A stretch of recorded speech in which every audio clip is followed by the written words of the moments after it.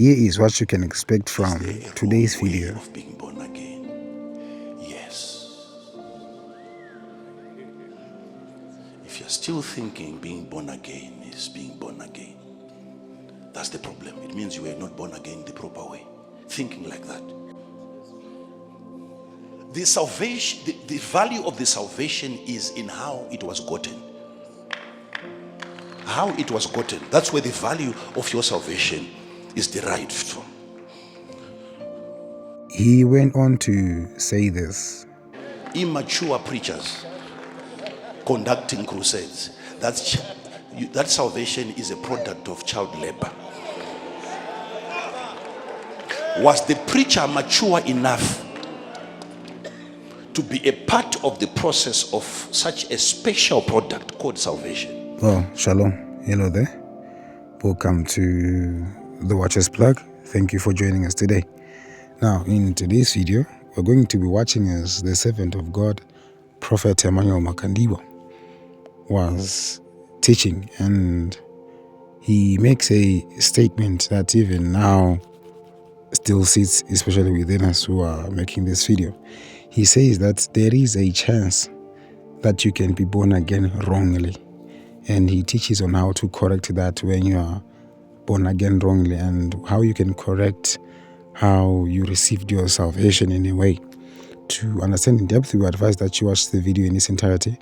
Remember to like the video and share it with your family and friends. Stay blessed. Shalom. Now let's look at the investigative part of salvation. Salvation is supposed to be investigated. How you got born again. That's where the problem is.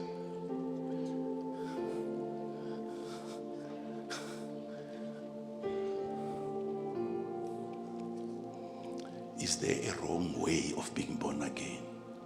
Yes.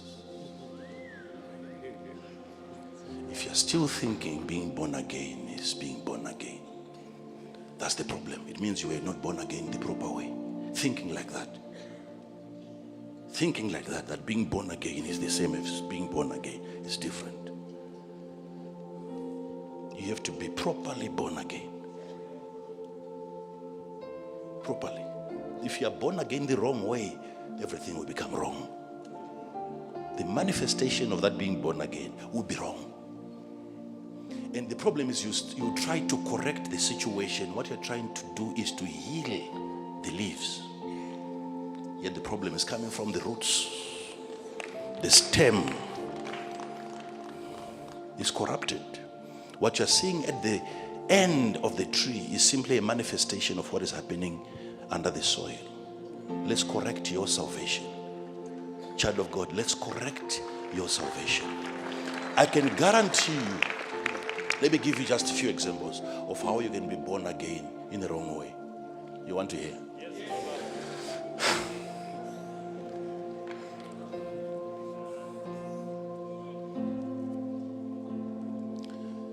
If a preacher was good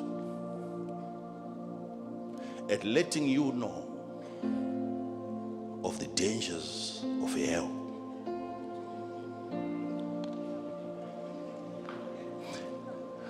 there are such preachers, they are very good at distributing the wrath, the anger, and the judgment of God.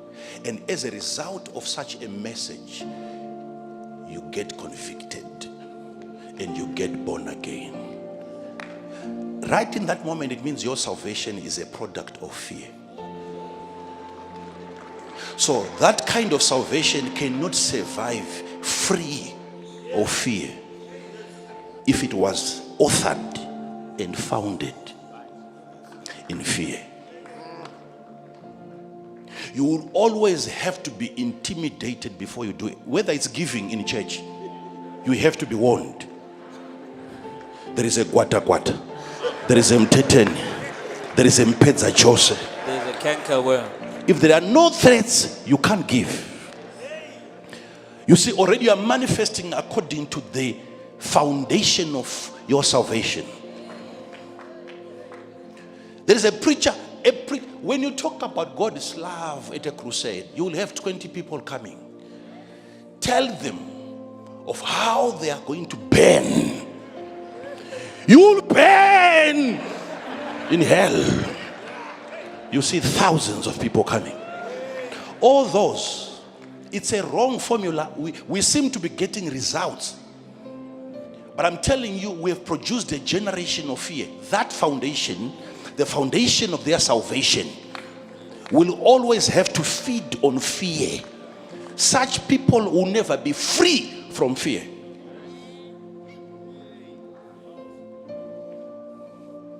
Such people, if a man of God tells them, I will curse you, they tremble. They also don't realize that they are also men of God. No one gets born again unless he's called by God. Who doesn't have a calling here? So why should the preacher have a monopoly over God's calling? God has called us. No one can be born again unless he's drawn by his spirit. We are all called by God. So what makes you, Mr. Preacher, think that you can ever place a case over me? People are going to church today. People are sitting and it's raining. People are sitting and the heat is actually scorching them. They are burning. They are losing their skin. Why? Because a prophet is standing over there. You can't run away. Fear. It's how they got born again. It's how they got born again. You fast because you are afraid. You pray out of fear. You give out of fear. Why? Because you are a product of fear. Your salvation was produced by fear. You got born again the wrong way. You must look at yourself and say, should we come across the truth today that there is no hell, would you still continue walking with God? That's how you investigate whether you got born again the right way. Because relationship with God should not have anything to do with you being in a wrong place.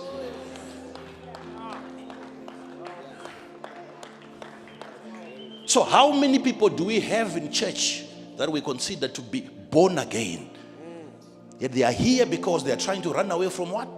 Hell. Hell. So when God sees you coming, rushing, and there is pressure at the door, he knows it's not out of love. You are running away from something. Fear. Fear.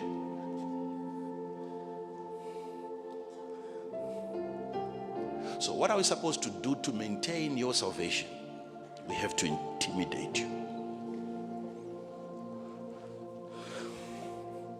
We have to intimidate you. So as preachers, because we used a wrong bait and we caught you, and you're a member of a church on the basis of having intimidated you, we have to maintain that in our preaching.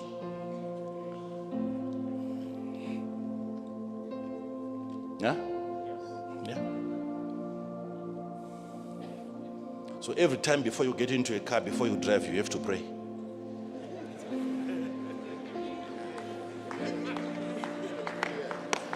You eat food, you forget to bless. My God, it's terrible. Terrible. You have to stop and pray in retrospect.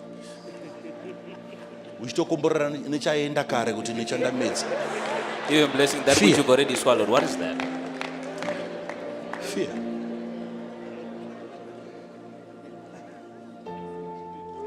That's religion for you. That's not spirituality. Yeah? Sit down, please. So in terms of investigating where you came from, just thinking of something here that you might find interesting. You see, when hey, I'm seeing it looks like diamonds. This one looks like diamonds. Yeah, they look like they look like diamonds. You see what they do? before you can have it in your hand, do you realize that every piece of diamond, if it is authentic, it has to have a certificate?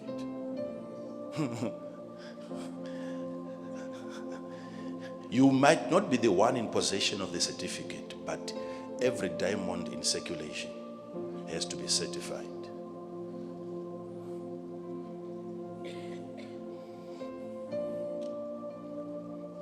That's why some of the diamonds are called blood diamonds or conflict diamonds. They are coming from places of conflict.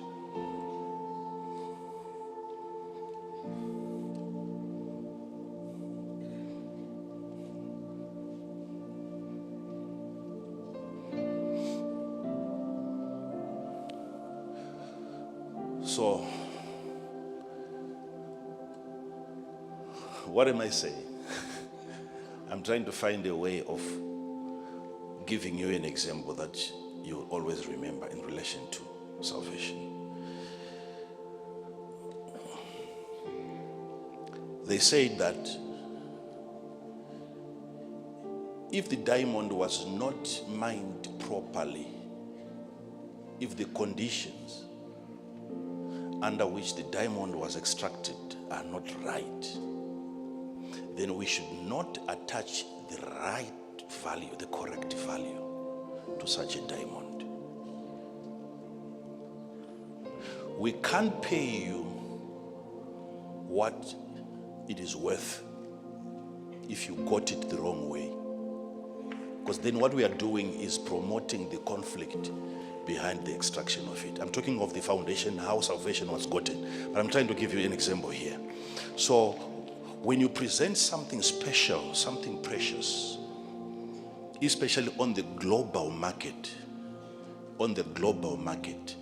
it has to have certain standards that it is supposed to meet. Before we can celebrate a diamond here, it means there is an investigation that must go back into the origins, the genealogy of that stone. How was it extracted? So while they are having the diamond here, they will say, we can't pay you today. We have to find the source.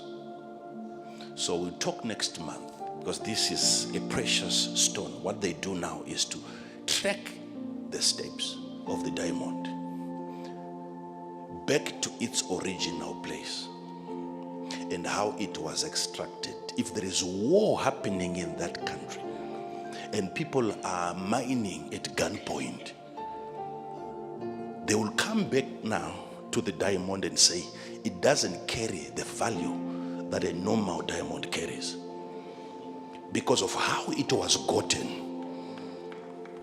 Paying you enough here is promoting the process. Are you listening to this? The salvation, the value of the salvation is in how it was gotten. How it was gotten. That's where the value of your salvation is derived from.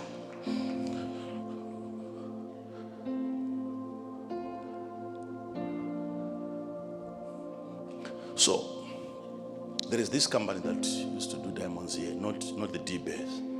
There is the overall one. Who can help me on that? Kimberly. Yeah, it's a Kimberly certificate that you are supposed to have. It's a global standard, not just in terms of mining. I'm talking of if you are growing tobacco, if you are mining cobalt, if you are growing maize, as long as you want your product, if it's potato, whatever it is, if you want your product to hit the global market, there is an international regulatory board that looks into where it is coming from. If there is child labor there, if they are allowing kids to preach salvation, immature preachers conducting crusades, that salvation is a product of child labor. Was the preacher mature enough to be a part of the process of such a special product called salvation? So they go back, tobacco has arrived, but they come back, they have to go back to how it was grown. If they see that they are underage, kids are working in the fields tirelessly, hungry. That is what determines the value of that product. How was it gotten? So the British Parliament, I'm sure it was in the 1800s, that's when they actually sat down and they said, yes, we've been receiving many products, precious metals, and even agricultural products from African countries, but we have to investigate how these things are being brought about. And they had to set up laws that look into how did you get it? Because a child is not supposed to be deprived of his upbringing, being kept under the ground, working 12 hours. And the reason why, if you look into the what they call industrial revolution, there was a lot of child labor. A lot of child labor. And the reason why companies were preferring hiring children, it is because children are children. They don't know their rights. There are such children in church. They don't know their rights. And companies were making a profit off of the lack of knowledge of children. And churches are growing today because children are children. People are not feasting on something that helps them grow and mature in the things of God. They remain kids. You can find thousands upon thousands of people in church, but look at how many of those people are mature. They don't know their rights. So if you look into that industrial revolution, you will see the reason why companies would prefer hiring kids is because kids were getting paid 20% less of the salary that an elderly person would have gotten. Some 20%, 25, 10%, 20%. Because the child is small, 10 years, 9 years. So industries ended up getting more profits because it was more production, less cost. Simple mathematics. So if a father wants to get a salary at the end of the month, yet he's not the one employed with that company, he will have to send 4 kids. That's child labor. And to think that a committee, the entire parliament had to sit down and they said, no, let's protect the child. They are not just happy with the product. They are looking at how was the product gotten. The people working in the fields have no right to be working there. The preachers have no right to be working there. The guy holding the microphone has no right. That's why we are looking at substandard products in terms of Christianity. Christians, substandard. They were produced by very emotional preachers. Very emotional. Very emotional. Rarely can a preacher sit on Jesus until the end of the service. It's difficult for a preacher to sit, focus, and explain Jesus from beginning up to the end. No. Why? Because they have limited information in terms of what they know concerning they know people. Preachers know people. They preach from the revelation of blood. Scripture says, no men after the flesh. We know things by the Spirit of God.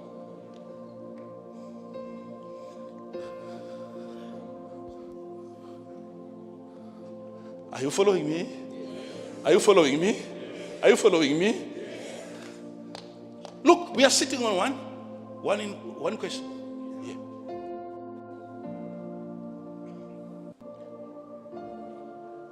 In as much as you never had a chance to ask, but you're having your own questions answered. Only the DNA of God can do that. Naturally, you can't do that at a rally. You're answering one person, it's just that one person that you're answering. For your own information, even 1 year, Even that one is not hearing what you're saying.